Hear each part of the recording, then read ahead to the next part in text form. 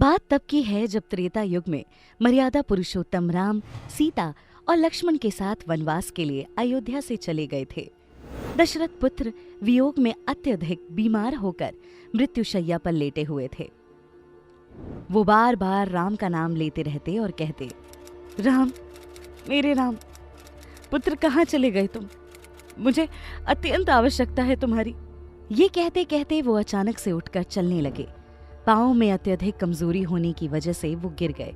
कौशल्या और सुमित्रा ने उनको आकर थामा। कौशल्या उनको समझाते हुए कहती हैं, स्वामी, आपकी स्थिति ठीक नहीं है। आप यूं अचानक से उठकर ना चलें। किसी भी वस्तु की आवश्यकता हो तो मुझे बताएं। दशरथ सजल नेत्रों से बोलते हैं, मेरे राम को ला दो कौशल्या, ला सकती हो? मेरे नेत्र राम को देखने के लिए इतने व्याकुल हो रहे हैं। कौशल्या ये सुनकर रोने लगती हैं और कहती हैं, राम भी आप ही की तरह रघुवंशी हैं। वो अपने वचन के लिए प्रतिबद्ध हैं। दशरथ एकदम से कुछ याद करते हुए कहते हैं, लगता है शांतनु का श्राप लग गया है मुझे। मैं पुत्र वियोग में यूं ही तड़प तड़प कर प्राण त्याग दूंगा।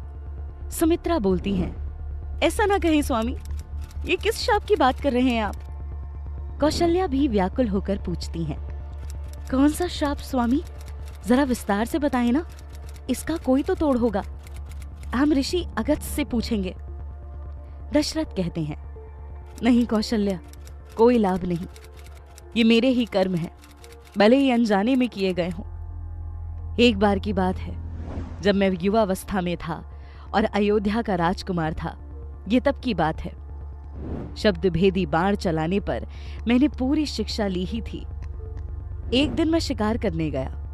तब मैं बहुत छोटा था और सरयू के किनारे शिकार करने गया था। दशरथ को शब्द भेदी बाण चलाने में महारत थी। किसी के सिर्फ शब्द सुन लेने मात्र से ही वो दिशा में तीर चलाकर लक्ष्य को भेद लेते थे। आधी रात बीत जाती है। अचानक से कुछ ध्वनि सुनाई देती है। दशरथ तीर को कमान पर लगा लेते हैं और थोड़ी सी सरसराहट सुनते ही वो शब्द भेदी बाण चला देते हैं। तीर सीधा जाकर निशाने पर लगता है, किंतु एकदम चीख की आवाज आती है। नहीं! दशरथ बोलते हैं, हे भगवान, ये तो किसी मनुष्य की आवाज है। मुझे अभी वहां जाकर देखना चाहिए। दशरथ दौड़कर उस लड़के के पास पहुंचते हैं। देखते हैं कि उसको तीर लगा है और वो खून से लथपथ तट के पास गिरा पड़ा हुआ है, जिसे देखते ही वो घबरा जाते हैं और बोलते हैं, हे ईश्वर, ये कैसा अनर्थ हो गया? कौन हो तुम? मध्य रात्रि को यहाँ क्या कर रहे हो? लड़का कराहते हुए उत्तर देता है, मैं श्रवण कुमार हूं। तुम कौन हो और मुझ पर तीर क्यों चलाया? आखिर मेरा अपराध क्या है? दशरथ कहते हैं, आपका कोई अपराध नहीं है। ये तीर मैंने ही चलाया है। शब्द भेदी बाण आपको लग गया। मुझे लगा था कोई हाथी आया है पानी पीने। श्रवण कुमार रोने लगते हैं और कहते हैं, तुमने एक नहीं 3 हत्याएं की हैं। मैं तो यहाँ अपने नेत्रहीन माता पिता के लिए पानी पिलाने आया था। मेरे बिना उनका कोई नहीं है। उनका आधार छीनने वाला है। पापी हो तुम। दशरथ को आभास हो जाता है कि उनसे कोई जघन्य अपराध हो गया है। वो उससे क्षमा याचना करते हुए कहते हैं, ऐसा ना कहो। ये पाप मुझसे अनजाने में हुआ है। मैं पापी नहीं हूं। कोई तो रास्ता होगा। मैं अयोध्या का युवराज हूं, रघुवंशी दशरथ। श्रवण कुमार हंसकर बोलते हैं, रघुवंशी होकर ऐसा जघन्य पाप किया है? मैं तो कुछ नहीं कहूंगा अब, किंतु मेरे माता पिता मेरे बिना अब जीवित नहीं रह सकेंगे। वो प्यासे ही न मर जाएं। इसलिए ये पानी का घड़ा ले जाकर उनको पानी पिला देना। पाप की सजा देनी है या फिर क्षमादान, ये निर्णय अब उन्हीं का ही रहेगा। बोलते बोलते श्रवण ने प्राण त्याग दिए। दशरथ के नेत्रों से झरझर अश्रुधारा बहने लगी। दशरथ पश्चाताप में कहते हैं, कितना बड़ा अनर्थ हो गया मुझसे।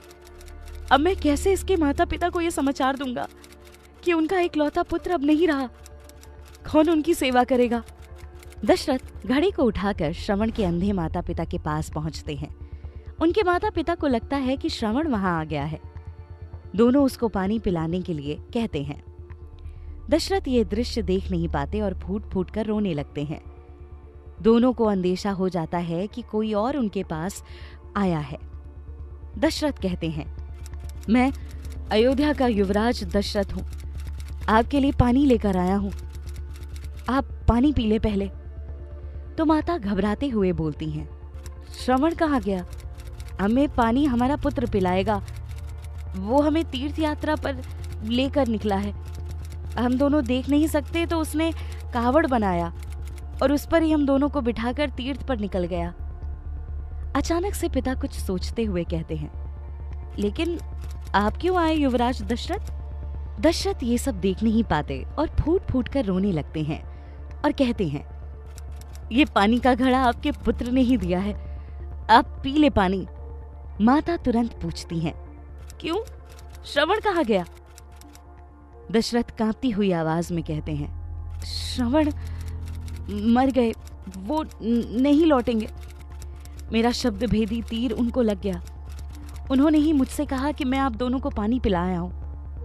माता जोर जोर से रोते हुए कहती हैं, क्या मेरे पुत्र को मार दिया तुमने? नहीं, अब हम दोनों का क्या होगा? हम अंधे हैं, हमारे सहारे को छीन लिया तुमने। श्रवण जैसा आदर्श पुत्र तो पूरी धरा पर कोई नहीं है। तुमने मुझसे मेरे पुत्र को छीन लिया और अब कह रहे हो कि मैं तुम्हारे हाथ से पानी पीऊं। धिक्कार है तुम पर। तुमको क्या पता पुत्र वियोग क्या होता है, जवान पुत्र के मरने की पीड़ा क्या होती है। ये बोलते बोलते उसने भी प्राण त्याग दिए। पिता भी बोलते हैं, उठो, तुम तो मेरा साथ छोड़कर ना जाओ, उठो। शांतनु जोर जोर से प्रलाप करने लगते हैं। फिर अचानक से दशरथ के हाथ से घड़ा लेकर कहते हैं, मेरे पुत्र की अंतिम इच्छा थी ना कि मैं ये पानी पीऊं। मैं श्रवण कुमार का पिता शांतनु कुमार तुमको शाप देता हूं। तुम्हारी भी मृत्यु ऐसे ही पुत्र वियोग में तड़प तड़प कर होगी। तुम रोते बिलखते रहोगे, किंतु तुम्हें पानी पिलाने के लिए तुम्हारा पुत्र तुम्हारे साथ नहीं होगा। दशरथ कहते हैं, नहीं, ऐसा मत कहिए, मैं हर तरह के प्रायश्चित के लिए तैयार हूं, मुझे ऐसा शाप ना दे। किंतु तब तक श्रवण के पिता शांतनु भी मृत्यु को प्राप्त हो चुके थे। महाराजा दशरथ कौशल्या और सुमित्रा को ये सब बातें बता रहे होते हैं। ये बात याद करके वो जोर जोर से रोने लगते हैं और कहते हैं, बस मेरा प्रिय पुत्र राम भी मुझसे दूर हो गया और लक्ष्मण भी। ये उस शाप का ही कर्मफल है जो मैं भुगत रहा हूं। कौशल्या और सुमित्रा भी ये सुनकर जोर जोर से रोने लगती हैं। दशरथ उनको कहते हैं, बस अब मेरी मृत्यु निकट है कौशल्या, यही नियति है। मेरे अभिशाप ने मेरा पीछा नहीं छोड़ा। मैं बस आशा करता हूं इससे श्रवण कुमार के माता पिता को शांति मिले।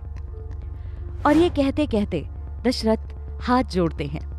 इस तरह से महाराजा दशरथ ने मृत्यु शैया पर अभिशाप के रूप में पुत्र वियोग को झेला।